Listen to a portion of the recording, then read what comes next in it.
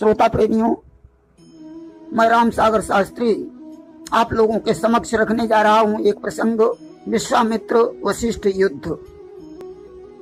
देखिए, गाध की पत्नी का नाम पुरकुत से था कि गाधि भवन जन्मी सुता, रूप राशि गुण धाम, मात पिता ने रख दिया सत्यवती ते ही नाम। गाध के घर में एक पुत्री ने जन्म लिया जिसका नाम इन्होंने सत्यवती रखा। बड़ी सुंदर थी। जब विवाह योग्य हो गई तो उसका हाथ मांगने के लिए च्यवन के पुत्र ऋचिक जी पहुंचे। कि हाथ मांगने के लिए पहुंचे ऋषि ऋचिक।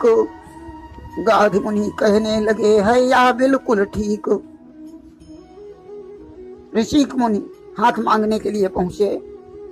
गाध ने कहा बात तो ठीक है, लेकिन मैंने कुछ प्रतिज्ञा कर रखी है कि फिर भी मेरा यह कहना है, जो मेरी शर्त निभाएगा बस वही ब्याह कर कन्या को अपने घर में ले जाएगा। मैंने एक शर्त रखी है, उस शर्त को जो पूरा कर देगा उसी के साथ मैं इसका विवाह कर दूंगा। कि श्वेतांग श्याम करणी घोड़े, मुझको एक सहस जरूरत है। घोड़े के बदले ले जाए बस यही ब्याह की सूरत है।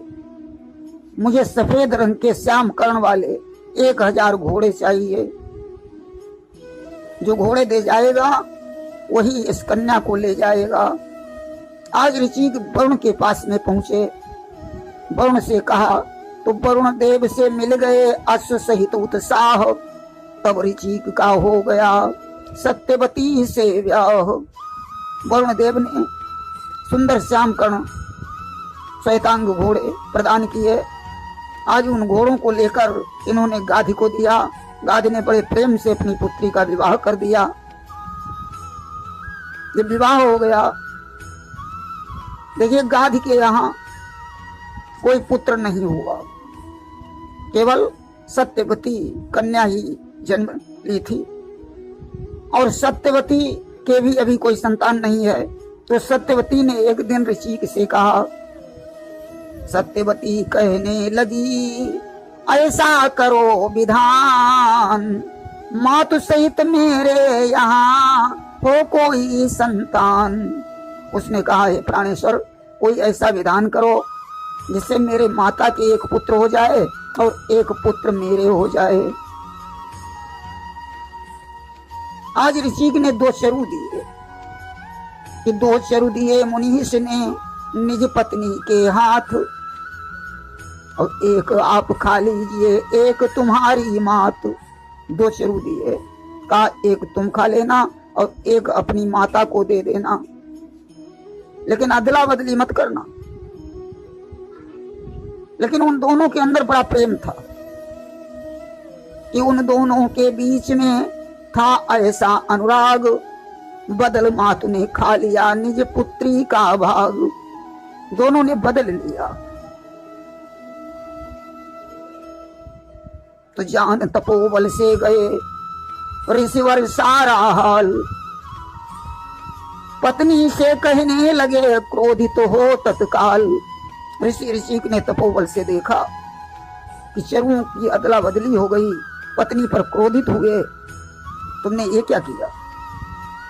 अब तेरा पुत्र क्रोधी और तेरा भाई धर्मात्मा और ज्ञानी होगा। प्रार्थना करने लगी। जब प्रार्थना की तो ऋषि को कुछ दया आई और इसने दूसरा मंत्र पढ़ते हुए कहा कि तेरा पुत्र ज्ञानी धर्मात्मा होगा, बलवान और क्रोधी होगा। इसीलिए सत्यवती के गर्भ से ब्राह्मण क्षत्रिय दोनों गुण युक्त जमदग्नि का जन्म हुआ, जिनकी पत्नी का नाम रेणुका था, जिनके घर में क्रोधी परशुराम का जन्म हुआ, जिन्होंने 21 बार पृथ्वी को क्षत्रिय विहीन कर दिया। और इधर सत्यवती की माता पुरकुत यानी गाध की पत्नी के द्वारा क्षत्रिय गुण युक्त विश्वामित्र का जन्म हुआ। सज्जनों, जब विश्वामित्र बड़े हुए, राजा बने, कौशलपुर के निकट ही कहीं वशिष्ठ जी का आश्रम था। उनके यहाँ कामधेनु गाय की पुत्री नंदिनी रहती थी, जिसके द्वारा भोजन आदि का प्रबंध होता था। एक बार विश्वामित्र सेना सहित आश्रम पर पहुंचे। वशिष्ठ जी ने नंदिनी से कहा, बेटी मेहमान आए हैं, स्वागत करो। नंदिनी ने सारी सुख सुविधाएं जुटा दी। खटरस भोग अनेक प्रकारा, विविध भांति की न्यो ज्यो नारा। खटरस 6 रसों का भोजन, 56 प्रकार का भोजन उपस्थित कर दिया। सारा प्रबंध हो गया। विश्वामित्र ने उस गाय का चमत्कार देखा। सोचने लगे, ये गाय तो मेरे यहाँ होनी चाहिए। अरे हमारे यहाँ तो तमाम सेना है, लोगों का आना जाना बना रहता है, इस गाय को इसके पास रहना ठीक नहीं। विश्वामित्र ने वशिष्ठ से वो गाय मांगी। ऋषि बोले, राजन इसे मेरा माल न जान, है तेरी ही तरह से या मेरी मेहमान। वशिष्ठ जी ने कहा, राजन ये भी एक मेहमान है, इंद्र के यहाँ से मंगनी में है, मैं इसे नहीं दे सकता हूं। जब नहीं दिया तो विश्वामित्र ने जबरदस्ती उस गाय को पकड़ लिया, डंडों से पीट कर लेकर चलने लगे। नंदिनी वशिष्ठ जी की तरफ देखकर रोने लगी। वशिष्ठ जी बोले, बेटी ये मेरे अतिथि हैं, मैं इन्हें श्राप भी तो नहीं दे सकता कि जो मैं दे हूं अतिथि को श्रापा, मिटई भगति पथ ला गई पापा। अगर मैं इन्हें श्राप देता हूं तो भक्ति का मार्ग नष्ट होता है, मुझे पाप लगेगा।